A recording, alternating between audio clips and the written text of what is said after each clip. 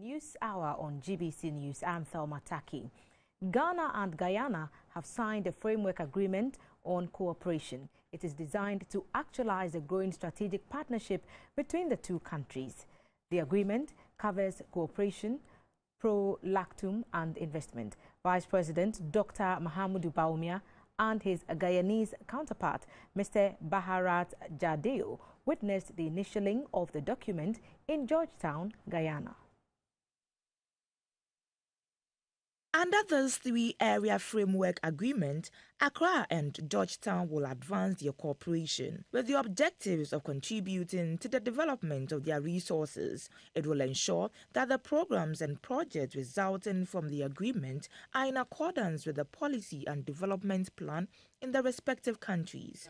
This is expected to further give support to the internal efforts to attain the objectives of social and economic development. The cooperation agreement includes exchange of information, professional training through programs of visits, granting of scholarships for technical and professional specialization, and implementation of joint projects of technical cooperation in areas of mutual interest. Under the Petroleum Pact, Ghana's Petroleum Commission and Guyana's Ministry of Natural Resources will collaborate to advance the framework agreement. This may be in the areas of legal, fiscal, and technical support services, non-technical support, and assistance, and other related areas.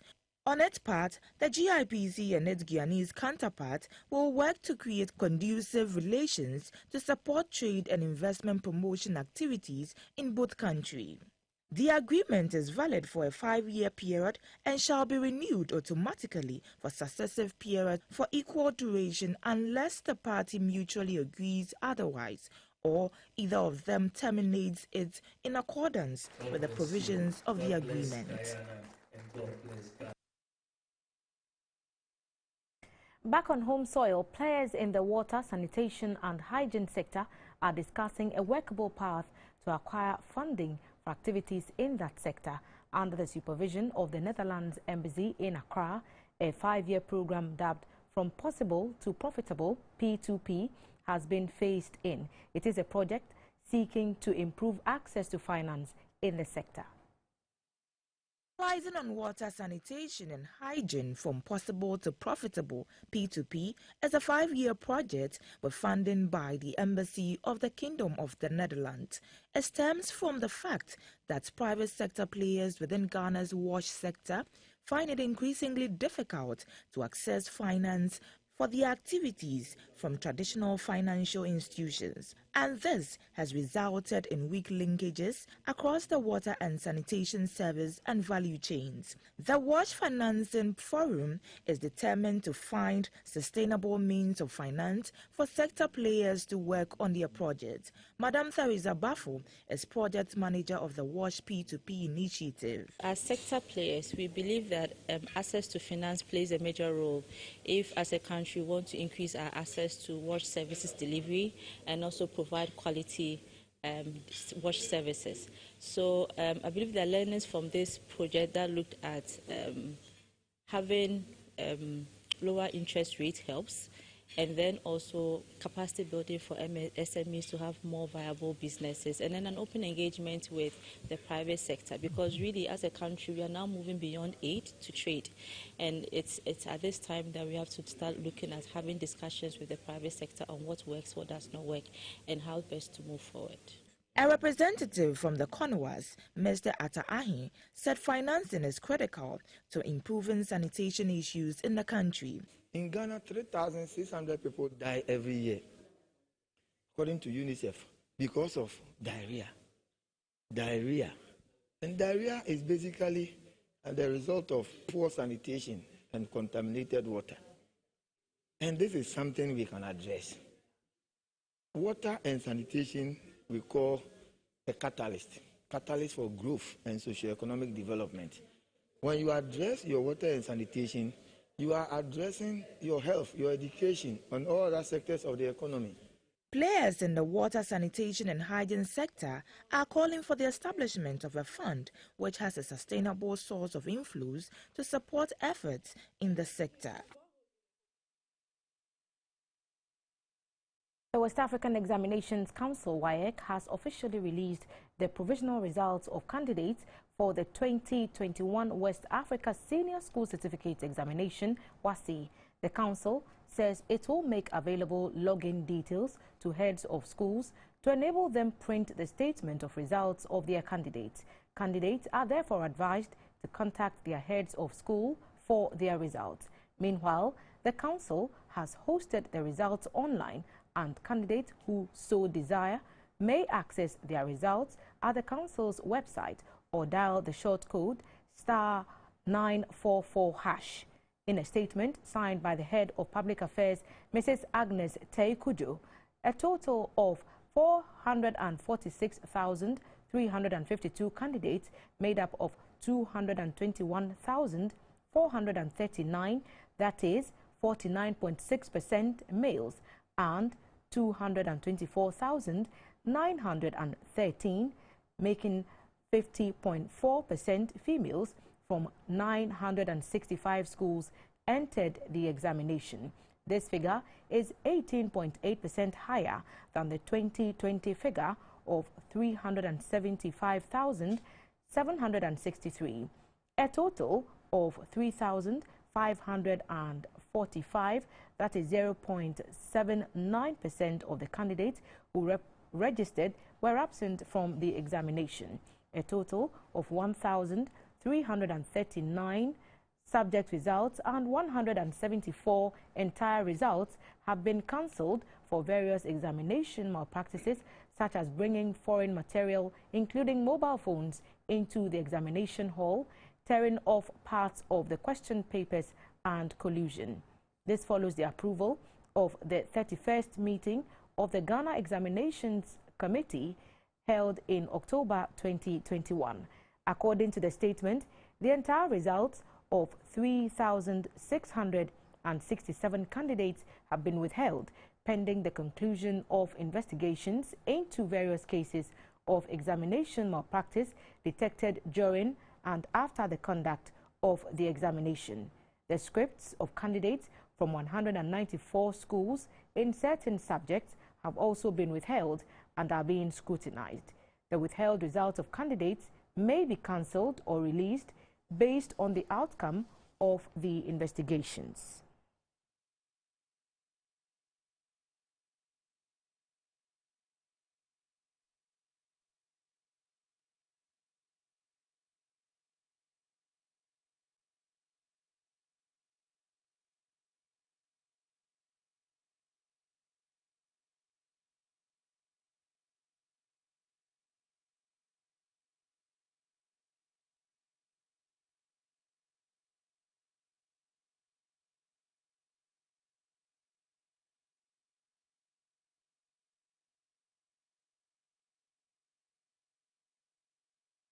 You're still watching News Hour live on GBC News, and we remain a while longer on education.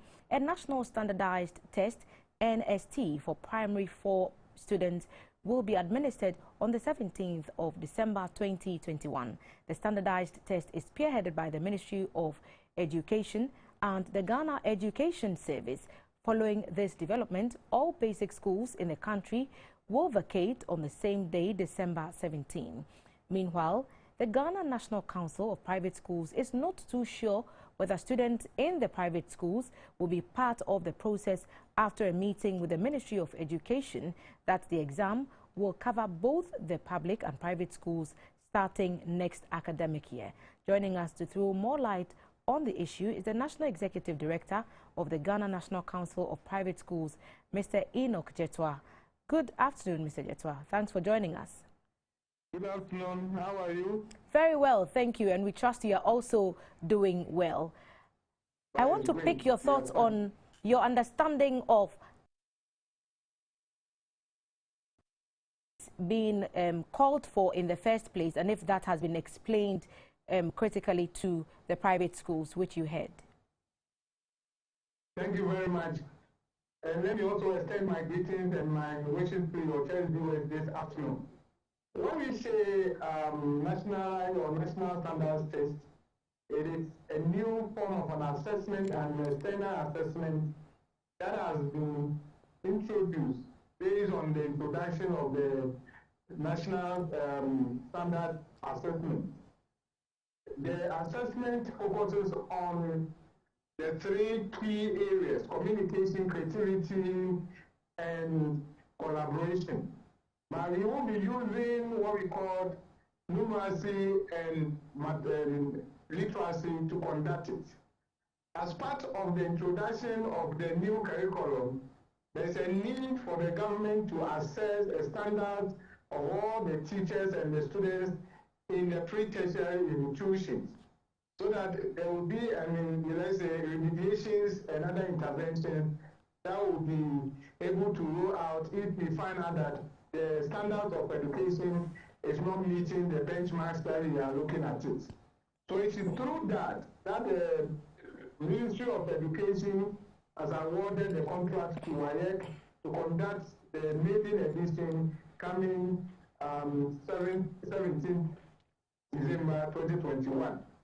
And we know very well that the meetings that we have had with the Ministry of Education and 8 agencies, private schools will be added coming next year, 2022. So you understand that for this one that's about to happen next Friday, the private schools are not going to be part of the standardized test? Yes, that is certainly so. The one that is happening coming Friday or 17th December, which happens to be the maiden edition, the private schools across the country will not be participating. And in a sense that this is a pilot project that the government will want to test the waters to see how we can roll out a nationwide assessment through all the schools. So the private schools have been informed. We have had a meeting, and the ministry did inform us that this maiden one will not capture the details of the private schools, but the subsequent years assessment, which will be carried out from Basic 2, Basic 4, 6, and Basic 8 will be added. The private schools will be participating. So we understand that, and we believe that the promise that the ministry has given to us will come to fruition. Mr. Jetwa, a lot of people have come to accept the BECE as the final exam for pupils in basic school before they enter senior high. What's the impact of a basic 4, and we understand is going to extend to basic 2 and even 6th year in the coming years? What exactly are we seeking to achieve by introducing such exams at these younger ages? Thank you very much. The main purpose of this introduction or the NSAT is to have a track record or a database of all learners who have been in schools. You know, as we speak now, it is only end of course assessment that is BEC that we can rely on it that this child has done this. But the time we are writing the BEC, a child may be confronted with so many things that they may not be able to see the actual performance of the child. So having these intervention programs in place, one, it will help the teachers to bring out all the remediation matters to support the teaching and learning material, or let's say the teaching and learning activities we have in the school. Secondly, during the COVID, one of the challenges we faced was that during the COVID, students were asked to go to examination hall to write the exams because the country failed in having a database that will be used to reflect or make a decision as to whether the child will be able to progress or not. But this one will give us a reliable database drawn from the child infancy as a history of the child, so that whenever there is any challenge, any pandemic, or any let's say situation that will not help the child to be able to go through the end of course assessment, that kind of information will be there to serve us as a reference point. Are you implying that this is something that is going to help education, is going to shape our educational scope and give us the kind of history of each and every child, so that we can track the career development of every child in this country? Mr. Jetwa, does that mean cumulative records are not going to be used anymore in assessing the performance of pupils and students at the basic level? My sister, the cumulative records, as we have been saying, is just like a name that we have been given to it. It is not reflecting as it's supposed to be, because teachers don't really have any interest in that, and school administrators have not been giving their input in that. So what they mostly do is that when the children get to JHS3, manufacture certain points and certain marks and give it to the child for the child to be able to pass. And that is not enough. What we need is that we need to have a reliable database. As we speak now, when you go to class 2, you just ask children in the class 2 their performance. You won't get it. And it has been happening to our country for a very long period of time. So as I was saying, during the COVID, we were deeply challenged to ask the children to go and face examination once the COVID was seriously in our domain. So when we have a thorough educational system or a sort of database picked from the child infancy, basic 2, whatever the child will do will be captured. Then we put it there on the records. Basic 4 will be added to it. It will help educational researchers to know the trends and the kind of methods that we have to even have in our country. Decision making in terms of policy direction to be able to do in the country will also be enhanced. As we speak now, the introduction of the new curriculum was not based on any, let's say, subject, any substantiate, let's say, evidence-based. It was all on assumption on the BEC. But this one will serve us as a guide. So every 5 years, if we are venturing to renew or come out with educational policy, we will have a reliable database to fall on it to make adequate preparations and to make informed decisions for this country. Right. Thank you so much for spending time to explain these things to us. Mr. Enoch Jetwa is the National Executive Director at the Ghana National Council of Private Schools.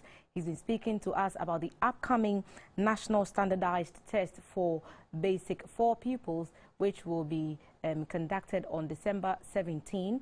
And he's been telling us why it is necessary, saying that it will help to serve as a database to have access to the performance of pupils even before they take the end of junior high school exam, which is the BEC. It's a developing story, so we'll keep you posted on what happens elsewhere in the country. And in line with the declaration of December as COVID-19 vaccination month by the Ghana Health Service, the Ashanti Regional Health Directorate plans to vaccinate about 500,000 people in the region before the end of the month. The Directorate seeks to achieve this target by intensifying house-to-house vaccination and opening of centers at churches, mosques, keep-fit clubs, unions and institutions. The Regional Director of Health Services, Dr. Emmanuel Tinkran, announced this at the launch of the vaccination month in Kumasi as part of efforts to scale up the campaign.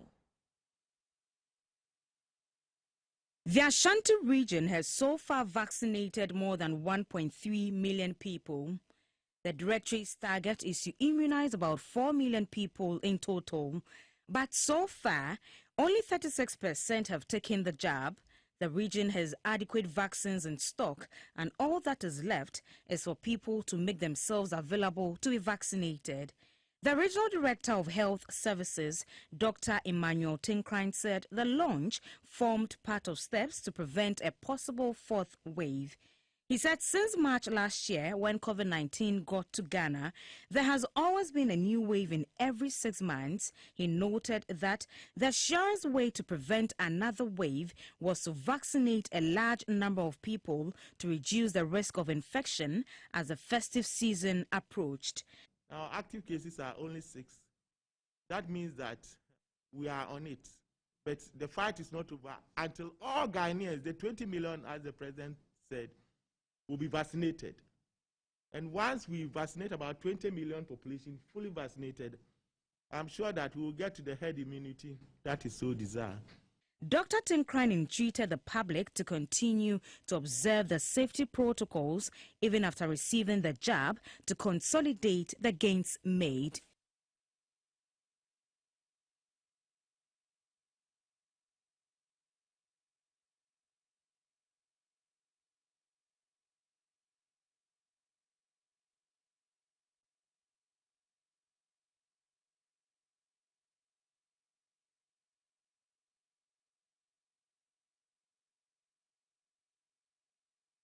And maintaining focus on health, the U.S. and the Danish government have jointly donated 2.9 million Johnson & Johnson vaccines to Ghana. This follows that of France donating close to 650,000 doses of AstraZeneca vaccines to Ghana on Tuesday. While he received the vaccines on behalf of the government, the head of the COVID-19 Commodities Group, Mr. Matthew Treme, says government has not yet given approval to any COVID boosters yet. The ministry says he is concerned. The minister said he is concerned about the country attaining herd immunity. So far, only 7.3% of Ghanaians have been fully vaccinated, while 21% have received their first dose.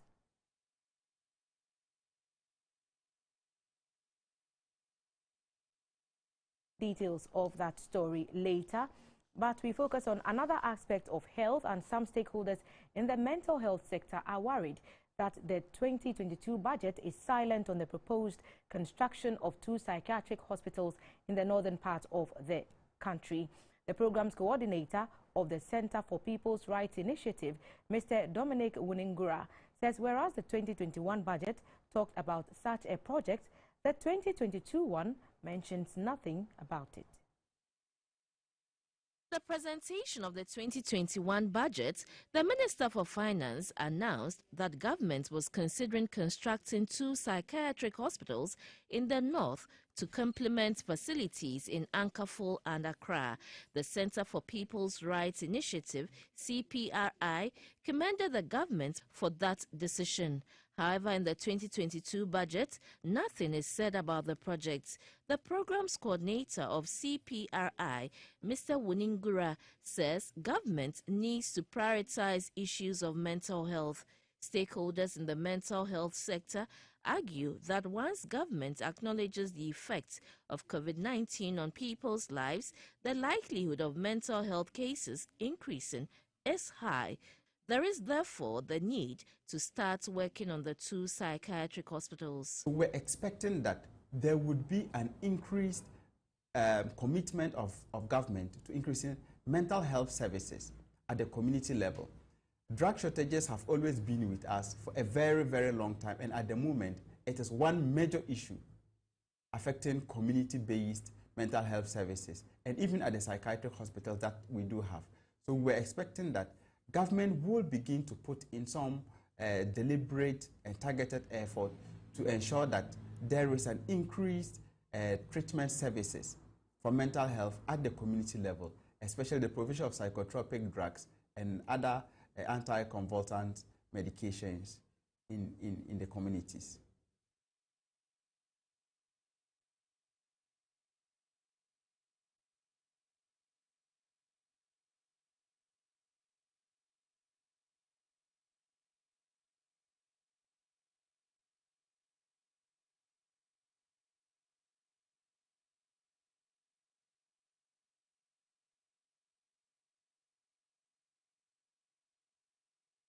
Nine people have been confirmed dead in an accident involving a bus at Gindambor in the Sola Tuna Kalba district of the Savannah region. Our correspondent from the Upper West region, Swala Abdul Wahab, is joining us to tell us more about this incident. Good afternoon, Swala. Good afternoon, Titi. What happened? Thanks for having me. What happened? 9 people have died. Yes. So what the police in the Sola Tuna Kalba district of the Savannah region are telling us that the accident happened at 10 this morning, and the bus was coming from Accra going to Wa, and so people started alighting, I think when the bus entered the Savannah region. So at the time the accident happened, according to the police, there were 18 passengers on board the bus with registration number GT 569316. And according to the police, 9 people died in the accident while the rest of the 9 were injured. But the driver, we are told, is in a very critical condition. And all the injured persons have been sent to the Upper West Regional Hospital for treatment. Swala, was there any account of an eyewitness? We are looking at the visuals on the screen now, and it looks like the bus was cut in two. Indeed, in looking for information on the accident, I came across one Mr. Al-Hassan Yaku, who said he arrived at the scene of the accident 2 minutes after it happened. So I asked him to describe what he saw when he arrived at the scene, and this is what he had to say. Speaking, what happens is that when we got there, we saw those injured ones who were still alive. The police and the other people who were assisting took them to the roadside, and then they were waiting for the ambulance. And fortunately enough, the ambulance arrived, and they were looking at treating them and then taking them to the emergency unit. And honestly speaking, those who were dead, they were not ready to take them onto the road, because as at that time, the police team that is supposed to handle this were not yet there. We are speaking as at the time an accident occurred a few minutes before we got there. And so these police officers were still coming from Wa and then Sola to come and take care of the dead body, because, you know, the emergency team will not do that. So they were still removing them and hiding them down there as at the time we got there. So we didn't even know the numbers at that time, unless when the police started giving us confirmation. But when we got there, the scene, if you look at after it hit the Dawadawa tree, if you look at the distance in which the car moved into the bush, it can tell you that it was really an accident. It can tell you the car was also on a top speed. As at the Right, so we are speaking to our Upper West Regional correspondent, Swala Abdul Wahab, about an accident in the Gindambur area which has claimed the lives of 9 people. Swala, are you still with us? We've just listened to the eyewitness's account, and he's mentioned something about the conduct of the security personnel at the scene. Were you able to speak to anyone, and what more information did they share with you, perhaps?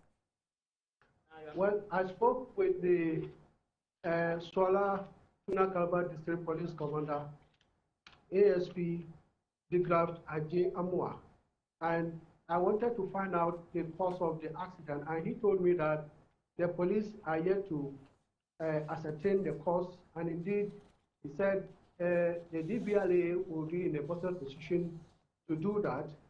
But I was also interested in finding out the condition of the injured. So we'll be going to the regional hospital to find out their condition and then update our viewers on their state of condition and what the next information that we have.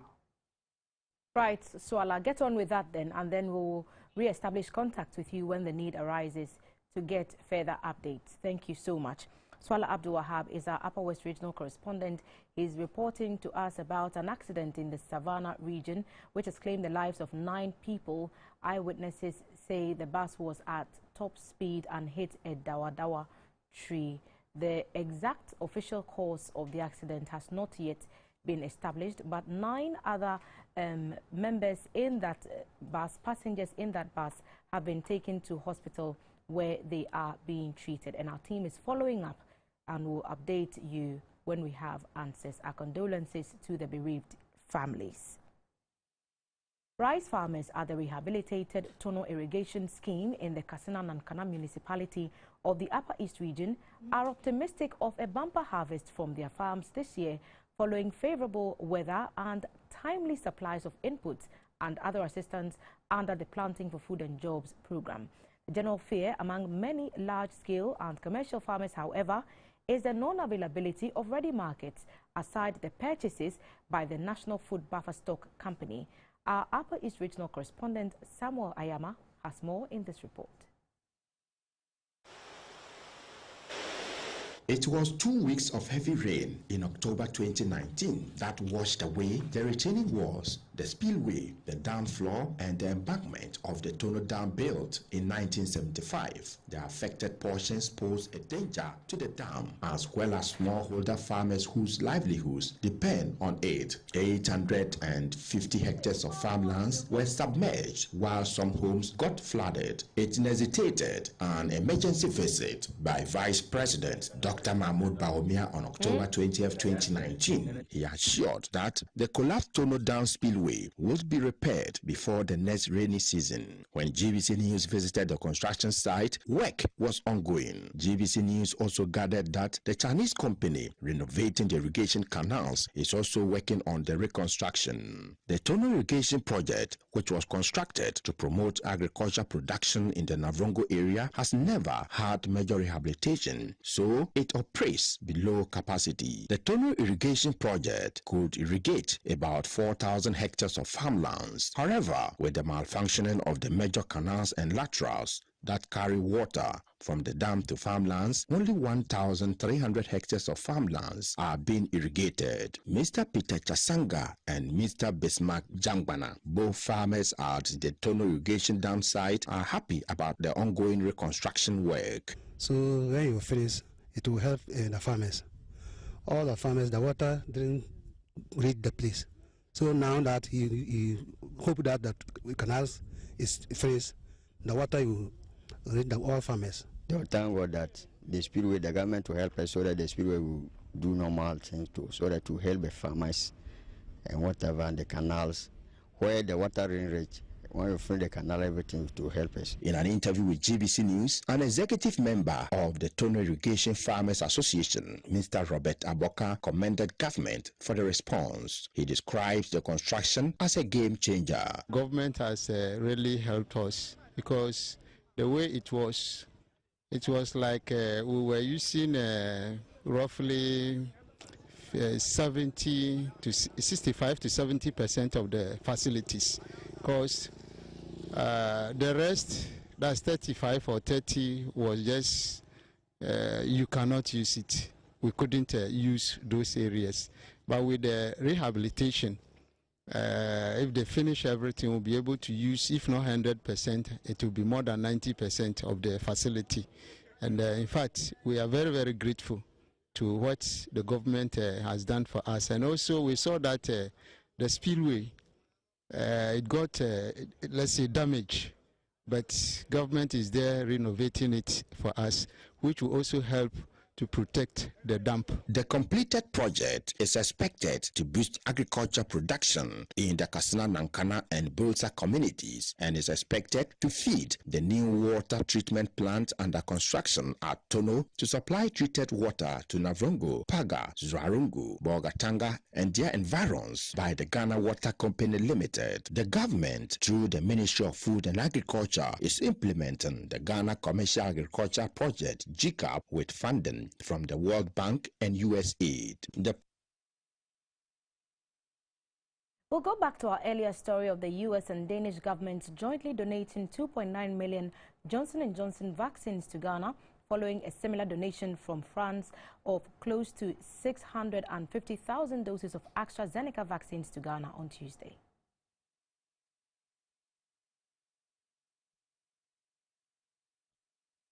On our part, on the part of Denmark, it's a clear example of our commitment to what we call vaccine solidarity. We do mean it when we say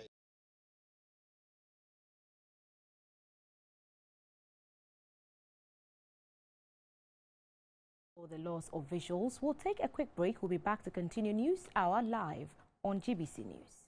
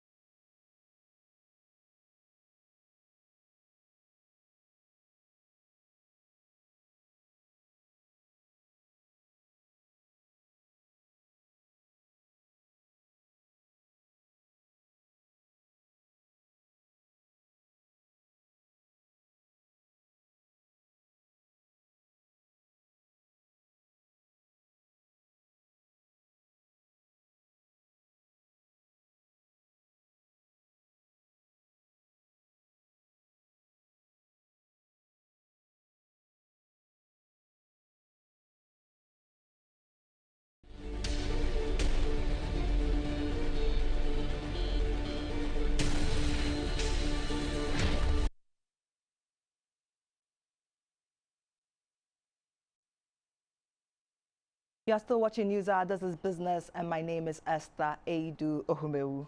The 2021 International Civil Aviation Organization Day has been marked in Accra at a flag-raising ceremony under the auspices of the Ghana Civil Aviation Authority. There was a call to reinforce global awareness of the importance of civil aviation and the unique role ICAO plays in helping nations to cooperate in a global air transport network.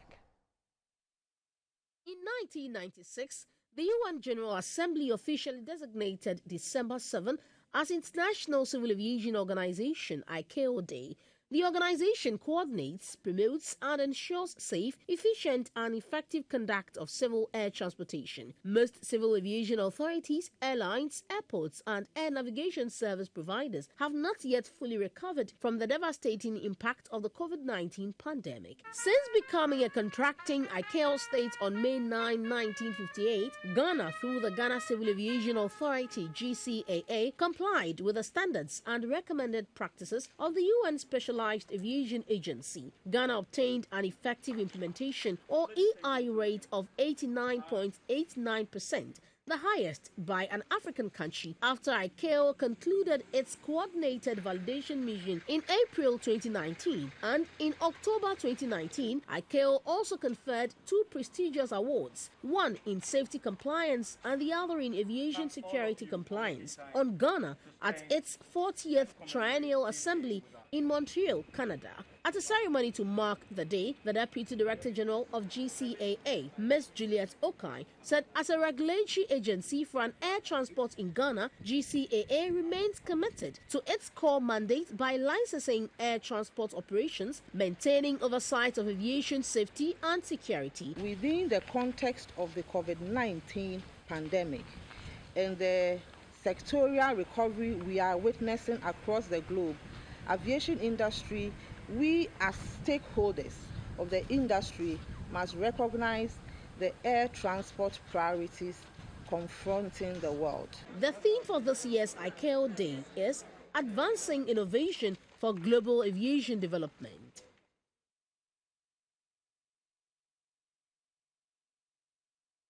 In 2020, non-traditional exports amounted to $2.84 billion compared to the $2.89 billion recorded in 2019. This represents a 1.84% decline in NT earnings for last year. At the launch of the report on 2020 analysis of the NT sector, the Chief Executive of the Ghana Export Promotion Authority, Dr. Ifwa Sabiasari, said the authority is stepping up its efforts to ensure that numbers from the NT sector improves year after year. Over the last 5 years, Ghana's non-traditional exports, NTEs, have grown at an annual rate of 2.55% and contributed 19.67% to the total national merchandise exports in 2020. In 2020, the NTE sector registered a marginal decline of 1.84% compared to the previous year. Despite the decline, the top 10 leading exports of the entire non-traditional export sector, as well as the top 10 leading products of the processed, agricultural and arts and crafts subsectors, showed an average growth of 24.11%, 21.28%, 13.49% and 472.81% respectively. At the launch of the report, the Chief Executive of the Ghana Export Promotion Authority, Dr. Ifwa Asabiasari, spoke of efforts being put in place to meet the $25 billion export target in the next 10 years as stated in the National Export Development Strategy. The strategy envisages major activities at the district level in collaboration with the metropolitan, municipal and district assemblies to strengthen the local economy and in the end rake in the target of USD 25.3 billion within the 10-year implementation period. We remain committed to ensuring product transformation and value addition as part of our mandate as an agency of the Ministry of Trade and Industry and in alignment with Pillar 1 of the National Export Development Strategy.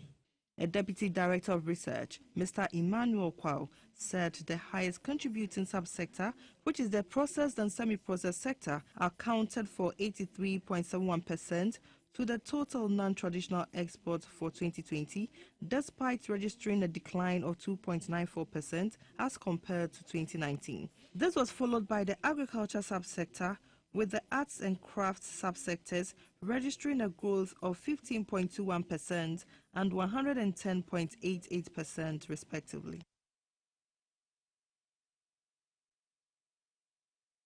The Chamber of Petroleum Consumers, COPEC, says government's directive to GOIL to drop fuel prices by 15 pesos per litre is unsustainable. The chamber fears the move will not favour GOIL as it will cost the company 9 million cedis every month. Players in the energy sector argue that GOIL is listed on the Ghana Stock Exchange and hence its market share will not favour shareholders in the short run. COPEC is also concerned the move will compel other oil marketing companies in the downstream to adjust their prices, which will not make them break even. COPEC is, however, certain that situating the taxes within the context of international market prices will be a better long-term measure and a more sustainable alternative for better fuel pricing for consumers.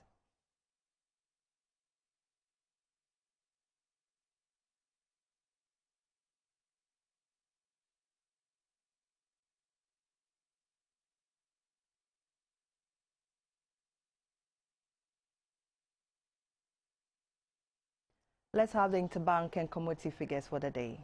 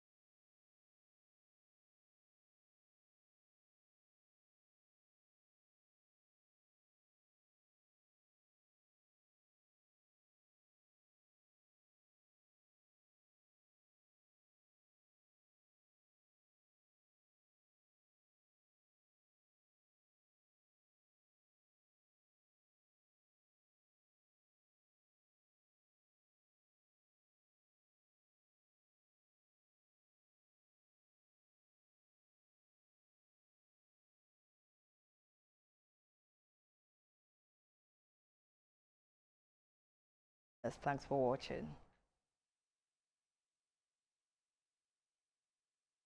It is a nightmare dealing